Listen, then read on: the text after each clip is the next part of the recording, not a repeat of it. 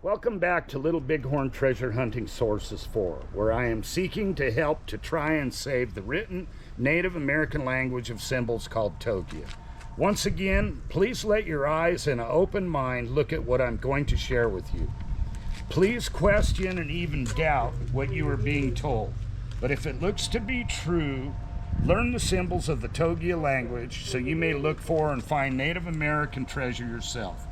My goal is not to sell or get you to buy anything, only to share the sources which have helped me to learn and understand what I believe is true. Ask, how did Benjamin Black Elk show Wendell the symbols of the Togia language in 1972 to February 1973 when he died of cancer? That these are the same symbols from the 1800s on Native American possessions from the Little Bighorn era. Seeing the original surveyor's book of Wendell's, that is the source that he originally wrote down the symbols in for this history, has been an honor. Wendell told me he needed 5 different sources for the same story before he would log them for history. Most of the family stories came from Native Americans who were direct descendants whose forefathers participated at the Little Bighorn battle. Some of the biggest auction houses doubt and consider the Togia symbols in Wendell fraudulent, but they have not even tried to look at what I'm showing you and are critical and closed-minded. That's their business, but it helps us purchase items from them for a fraction of their real worth. In 1874, George A. Custer led an expedition into the Black Hills of South Dakota, taking geologists and botanists along with surveyors and other scientists. They searched for gold reportedly there. Entering the Black Hills named Paha Sapa, the government broke the 1868 Fort Laramie Treaty. The United States was in a direct financial recession, a great financial recession, and needed the gold for which they found to be there. So miners trespassed against the U.S. government treaty, and the government did nothing about it, and the Indians tried to stop them. Crazy Horse trained a special unit of 13 for this purpose called the Grass Dancers, and they, along with the other tribes, tried to protect the Black Hills. I'll start with a symbol for the oath to protect Paha Sapa, the Black Hills. Now here on this pontoon pipe, you can see the marks right there of the grass dance of the Paha Sapa, the Black Hills. And there is the Strong Heart Society mark. Here you see it in the report, the Paha Sapa. And this, like I said, belonged to a hunk papa named Black Bull. This one belonged to Short Bull, who was an Oglala. You can see the mark here. If you look here, you see it also on the other side. It is that way also on the other pontoon. And then we'll come over here to the Winchester 1873 first model carbine, and this piece here is serial number 8796, and it belonged to Dirt Kettle, who was a grass dancer, one of the 13 special warriors that protected the Black Hills for Crazy Horse. Now, how did these symbols end up in Wendell's book from Benjamin Black Elk? They're a well-worn, been here for a long time, obviously there for well over 100 years. Next, we're going to go to the symbol for black, and that is present on both the spontoon. If you look here in the report, you can see it. It's a square. And then we'll go over here to the 1873 carbine, and you will see it. Here's the square, also here, and I'll try and show you on the brass, the very bottom there is the square, and you can see the 5 dots for bear also present for black bear. And then we'll come over here to this trapdoor carbine right here. Excuse the wind, it's blowing this out. I took this out of the case, so hopefully I can show you the S that's present for Samuel Staples. You can see plainly this S as well as the other S here, and then the C up here for company. If you come over here to the diagram, you can see how it's written there, as well as the word black, and of course the horseshoe print for horse.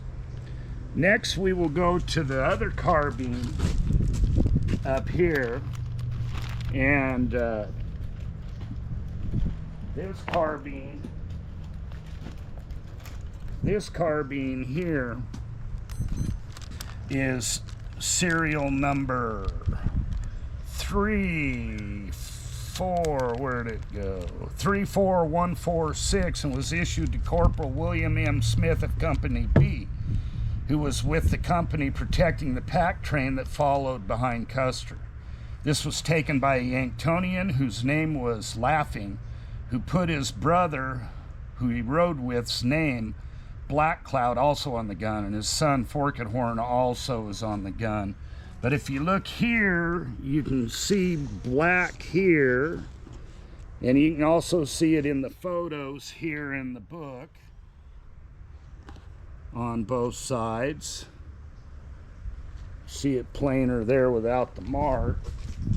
And then also here on the wrist, I'll try and show it to you. Here is the black again. There. Next we'll come over here,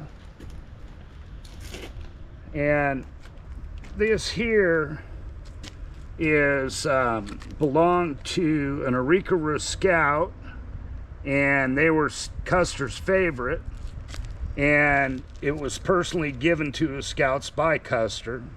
They were better armed than 7th Cavalry soldiers with 7-shot Spencers. This one is 52 caliber rimfire. They called it 5650 for the Civil War designation of it. And they were 7-shot carbines, while the soldiers had single-shot Springfield carbines and 45-55. The rifles, the trapdoor rifles, were 45-70.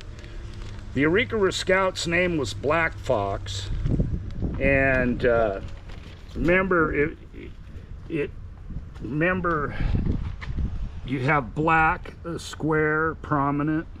Also, you can see it here in the picture. This one's also got it here on the stock by my thumb. If you look here, I'll move it around. Hopefully you can see that. And then next, this is the third piece I ever bought with Togia on it, and it's just really well marked. I bought this at a Nevada gun show. When I saw it, I didn't know what it said, but I knew it had Togia all over it.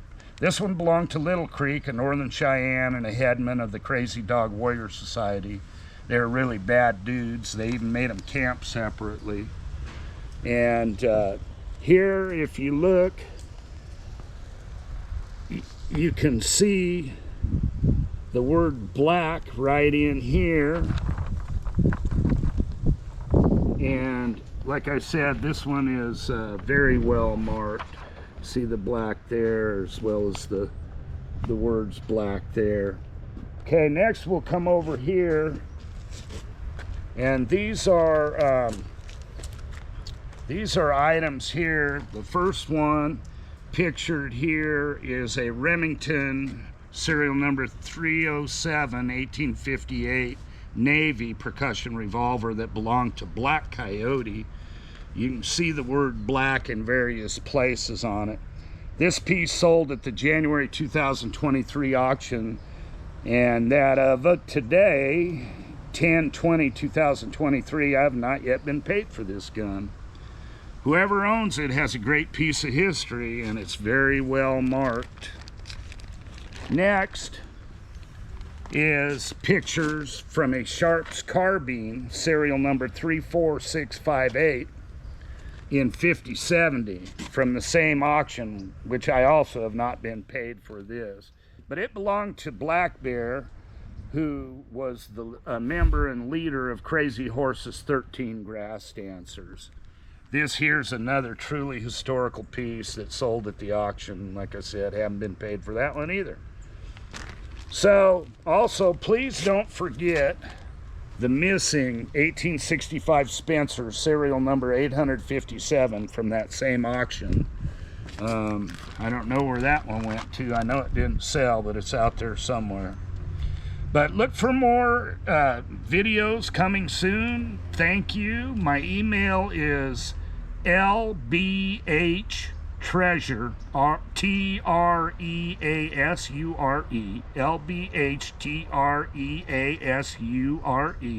@gmail.com. Thank you and God bless.